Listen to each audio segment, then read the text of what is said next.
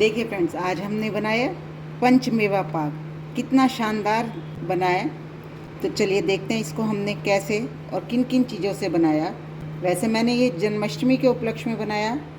किसी भी त्यौहार पे बनाई जा सकती है ये मिठाई, और बहुत हेल्दी और टेस्टी मिठाई है। तो चलिए देखते हैं इसको हमने कैसे और किन किन चीज़ों से बनाया। बनाना शुरू करते हैं पंचमेवा पाक। ये देखिए कितना अच्छा टेक्सचर है, बहुत ही अच्छी बनी है। राधे राधे। आज जन्माष्टमी है, भगवान कृष्ण के जन्म का दिवस। तो आज हम बनाएंगे मेवा पाक, पंचमेवा पाक, जो भी कहते हो आप। उसके लिए मैंने ये गोला इस तरह का लिया। आप कद्दूकस करना चाहें कद्दूकस कर लें। मैं तो इसको ऐसे ही काट के मिक्सी के जग में पीस लूँगी। और अगर आपको बाज़ार से डेजिकेटेड कोकोनट मिलता है वो डालना चाहें वो डाल सकते हैं। हेलो फ्रेंड्स, मैं आपकी होस्ट और दोस्त संगीता, मेरे घर की रसोई में आपका स्वागत है। चलिए आज बनाते हैं जन्माष्टमी के उपलक्ष्य में मेवा पाक। वैसे तो हम मिठाई किसी भी त्यौहार पे कुछ भी बना सकते हैं, लेकिन जन्माष्टमी पे जब घर में कोई नया बच्चा आता है, पैदा होता है, तो उसके लिए हम लोग उसकी माँ के खाने के लिए मेवे से भरा मीठा कुछ बनाते हैं, जिससे कि उसको ताकत भी मिले, खिलाते हैं। तो बस ये वही रिचुअल है जो हम अपनी ज़िंदगी में भी फॉलो करते हैं और भगवान के समय में भी फॉलो होता था। ये भोग बनता जन्माष्टमी पे है, लेकिन उनकी माता के लिए बनता है, देव की माँ के लिए। तो इसको मैं पीस लेती हूँ। ये देखिए मैंने दरदरा सा पीस लिया। अगर आपको ये काला छिलक नहीं पसंद है तो आप क्या कर सकते हैं कि छिलक को छील लें और फिर कद्दूकस कर लें या मिक्सी में घुमा लें। इस तरह से देखिए दानेदार है बिल्कुल, मैंने बिल्कुल बारीक नहीं पीसा। और इसमें कितना ऑयल है। जो बाज़ार से हम डेजिकेटेड कोकोनट लाते हैं, पहले उसमें से दूध निकाल लेते हैं, तेल निकाल लेते हैं, जो बुरादा बचता है और डेजिकेटेड कोकोनट होता है। तो कोशिश करें, थोड़ी सी मेहनत कर लें, इस तरह से बना लें। ये रखी मैंने कढ़ाई और इसमें मैं डालूँगी घी। घी मैं बहुत सारा नहीं डालूँगी, बस जितना हमारी इन चीज़ों को तलने में लग जाए बस उतना ही घी डालेंगे, क्योंकि इसमें सारे ड्राई फ्रूट्स के टेस्ट आ जाएंगे। तो उस घी को हम क्यों वेस्ट करेंगे, हम उसे इसी पंजीरी में डाल लेंगे, इस्तेमाल कर लेंगे। ये है गोंद। ये नीली मदर के लिए बहुत अच्छी होती है। पेन्स जो होते हैं उनमें भी फ़ायदा करती है। दर्द होते हैं, कमर में दर्द हो गया, शरीर में दर्द होता है, तो उनसे भी राहत दिलाती है। तो गोंद पंजीरी में ज़रूर डाला जाता है, इस वाली में। तो इसको मैं गोंद को घी गर्म हो जाए तल लूँगी। ठंडे घी में डालूँगी तो ये चिपक जाएगी और ठीक से तली नहीं जाएगी। इसलिए घी का पूरा ध्यान रखें, घी आपका गर्म होना चाहिए। ये मेरा लगभग जो हम घर में खाते हैं, खाने वाले चम्मच जो होते हैं हमारे किचन में, ये वाले, ये 2 चम्मच होगा। ऐसे करके आप अपनी ज़्यादा बना रहे हैं तो उस हिसाब से लीजिए। मैं इसको तल लेंगी, एक साथ नहीं डालूँगी, 2 बार में तलूँगी, जिससे कि गोंद अच्छे से फूल जाए। देखिए डालते ही बिल्कुल पॉपकॉर्न की तरह फूल जाता है। ये मैं इसको निकाल लेती हूँ। देखिए कितना बढ़िया सा फूला है बिल्कुल। और अगर आपका बड़ा बड़ा गोंद है तो उसको आप पहले थोड़ा सा दरदरा सा कर लें। उससे होता क्या है कि बाद में आपको तलने के बाद नहीं पीसना पड़ेगा या कूटना पड़ेगा, जो भी आप करते हैं मिक्सी में घुमाते हैं। मैं सारी इस तरह की चीज़ें एक बर्तन में निकालूंगी, जिससे कि घी हमारा वेस्ट ना हो। घी सारा इसी में आ जाएगा और हम अपनी सब चीज़ों को, जो भी चीज़ें हम बनाएंगे वो सारी इसी परात में निकाल लेंगे, जिससे कि हमारा घी वेस्ट ना हो और हम सब चीज़ों को ठीक से इस्तेमाल कर सकें। मैं ये सारा निकाल लेती हूँ। अब ये हैं बादाम। खाने वाले जो होते हैं 2 चम्मच बादाम है, आप कम ज़्यादा ले सकते हैं। और जो चीज़ें मैं डाल रही हूँ वो आप नहीं डालना चाहें, इसके बदले में कुछ और डालना चाहें वो भी डाल सकते हैं। लेकिन ये सब चीज़ें हम अपने घर में पंजीरी में डालते हैं, जच्चा के लिए बनाते हैं या नीली मदर जिसको कहते हैं उसके लिए बनाते हैं, तो हम डालते ही हैं, इसलिए ज़रूर डालें। ये देखिए बादाम हमारे अच्छे से हो गए, फटकने लगे, आपको आवाज़ भी आई होगी। बस अब इनको हम निकाल लेते हैं। बहुत बढ़िया खुशबू आ रही है बादाम तलने की। और मैं ये इसी बर्तन में निकालूंगी जिसमें मुझे जमानी है, जिससे कि मेरा घी वेस्ट ना हो। बहुत छोटी छोटी सी बातें होती हैं जिनको हम ध्यान में रखें तो हमारी चीज़ें बहुत अच्छी बनती हैं और चीज़ वेस्ट भी नहीं होती। तल के चीज़ें को निकालते हैं तो बहुत घी इधर से उधर होता है। तो इसलिए मैं तो अक्सर सब चीज़ों को इसी तरह से करती हूँ, जिससे कि मेरा घी वेस्ट ना हो। अब ये मैंने उतने ही काजू लिए हैं और काजू को जैसे हम जानते हैं कि बहुत ज़्यादा नहीं तला जाता, क्योंकि ये तलने के बाद भी रंग पकड़ते हैं, इसलिए बस इनको हल्का सा इनकी नमी निकल जाए। और आप चाहें तो बिना तले भी बना सकते हैं, लेकिन ड्राई फ्रूट्स को तल के बनाते हैं तो उनका क्रंच आता है और फ्लेवर बहुत अच्छी आती है। तो कोशिश करें कि तल के बनाएं। बस काजू इससे ज़्यादा नहीं तलूँगी, इनको भी निकाल लेती हूँ। ये देखिए मैंने काजू भी निकाल लिए, ये भी तल लिए, ये बादाम, ये गोंद। अब ये लिया मैंने मखाने, एक बॉल, ज़्यादा भी डाल सकते हैं, और इनको भी फ्राई कर लेंगे। देखिए जितना हमने घी डाला था सब काम हमारे उसी घी में हो जाएंगे, वेस्ट नहीं होगा हमारा कुछ भी सामान। ये बहुत जल्दी भुन जाते हैं और घी में भुनने से अंदर तक इनमें घी चला जाता है और अच्छी फ्लेवर आती है।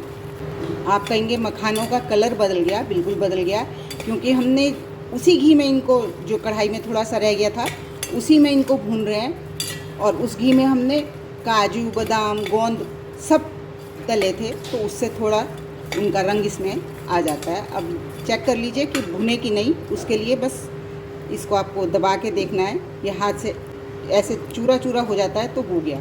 अभी मेरे को लग रही है ज़रा कसर है इसमें, तो मैं 1 मिनट और भून लेती हूँ। अब इनको मैं अलग प्लेट में निकाल लेती हूँ, कारण कि हमें इन चीज़ों को अलग से रखेंगे तो जो हम मिक्सी में पीसेंगे या कूटेंगे तो हम उसी हिसाब से कूटेंगे। और अब इसमें तेल है भी नहीं जिससे कि हमारा घी जो ख़राब हो। तो देखिए कढ़ाई भी मेरी बिल्कुल साफ़ हो गई है, बिल्कुल घी नहीं है। मैं ऐसे ही काम करने की कोशिश करती हूँ जिससे चीज़ें वेस्ट ना हो, काम आए सब चीज़ें। अब ये लिए मैंने पम्पकिन सीड्स, हैं तो इस डालिए और नहीं है तो कोई बात नहीं, बहुत हेल्दी होते हैं ये भी। इनको भून लेंगे। लोहे की कढ़ाई है तो आवाज़ थोड़ी ज़्यादा होती है। खाना बनाने में लोहे के कढ़ाई का इस्तेमाल करें या बर्तनों का इस्तेमाल करते हैं तो खाने में आयरन की मात्रा बहुत ज़्यादा आती है, तो हमें इस तरह के बर्तनों का इस्तेमाल ज़रूर करना चाहिए। ये देखिए अब ये हमारे हल्के हल्के रोस्ट हो गए हैं, और ये हैं खरबूजे के बीज। इन्हें तो हम सभी जानते हैं। इनको भी मैं अच्छे से धो लिया, साफ़ कर लिया, सुखा लिया, और जितने मैंने ये पम्पकिन सीड लिया उतने ही मेरे ये बीज हैं। इनको भी मैं साथ ही भून लूँगी। पम्पकिन सीड थोड़ा सा ज़्यादा टाइम लेते हैं, इसलिए मैंने उन्हें पहले थोड़ा सा भून लिया, और ये मेलन सीड्स जो होते हैं ये थोड़ा कम टाइम लेते हैं, तो इसलिए मैंने इनको साथ में दोबारा डाल दिया। सुन सकते हैं आवाज़ आनी शुरू हो गई, अच्छे से फटकने लगे, अच्छे से भुन गए। और ये है पोस्त, ये ज़रूर डाला जाता है न्यूली मदर के लिए, ये डाल दिया मैंने।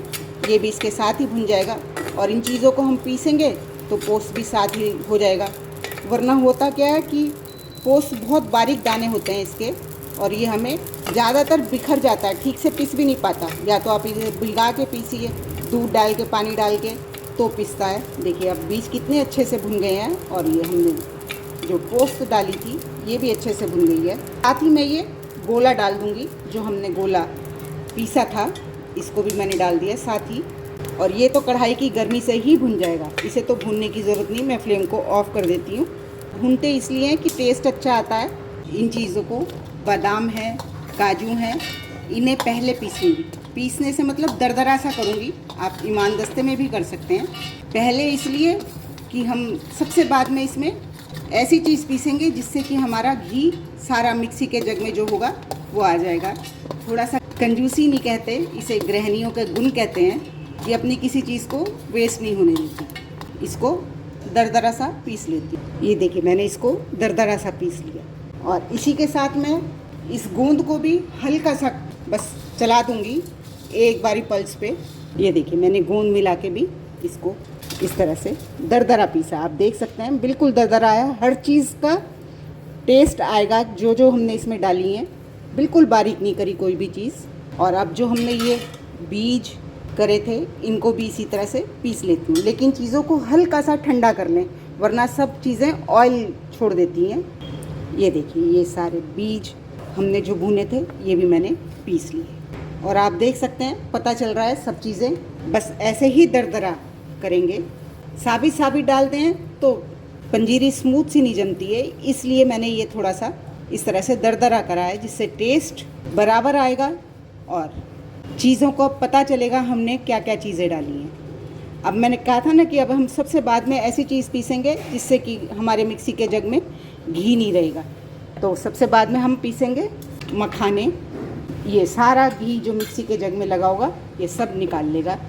ये देखिए मखानों को भी मैंने दरदरा सा पीस लिया। और ये देखिए सारी मिक्सी साफ़ कर दी इसने, जग को बिल्कुल साफ़ कर दिया। जो घी था इसमें सब इसने देखिए सारा घी जग में से निकाल लिया। ये मैं अच्छे से पोंछ के इसे सब चीज़ें निकाल लूँगी। अब फिर से मैंने वही कढ़ाई ले ली और इसमें डालूँगी मैं थोड़ा सा मावा। वैसे मावा डाला नहीं जाता क्योंकि ये हम न्यूली मदर के लिए बनाते हैं तो इसमें मावा नहीं डालते, लेकिन भगवान का भोग बना रहे हैं तो उसका टेस्ट बने इसलिए मावा। और ये मेरा मावा घर का बना है, आप देख सकते हैं पहले से ही भुना हुआ है। बस मैं इसको सॉफ्ट कर रही हूँ जिससे कि मेरी ये हम अच्छे से मिला सकें अपनी चीज़ों में। इस समय बाज़ार से मावा ले रहे हैं तो ये थोड़ा सोच समझ के लीजिए। त्यौहार पे बहुत भीड़ भाड़ होती है, सब लोग बाज़ार से चीज़ें खरीदते हैं और बाज़ार में पता नहीं किस चीज़ का बना होता है, कोई प्योरिटी नहीं होती। तो मैं तो घर पे ही बनाती हूँ। मेरा कभी कभी दूध जैसे बच भी जाता है तो मैं तो उसी दूध से मावा बना के इस्तेमाल कर लेती हूँ, रख लेती हूँ फ्रीज़र में, और ज़रूरत पड़े तो इस्तेमाल भी हो जाता है। तुरंत बाज़ार से लाने भागना भी नहीं पड़ता। ये देखिए मावा मेरा भुना हुआ है, आप देख सकते हैं। बस इसको मैंने हल्का सा मेल्ट करना था, वही कर रही हूँ। इस मावे को भी मैं इसी में डाल लूँगी क्योंकि हमने अपनी पंजीरी में ही मिलाना है इसको, तो मैं इसको इसी में निकाल लेती हूँ। चलिए वही कढ़ाई मैंने खाली कर ली जिसमें मावा बनाया था। अब इसमें मैं डालूँगी चाशनी बनाऊँगी। ये मैंने 1 कटोरी चीनी ली है।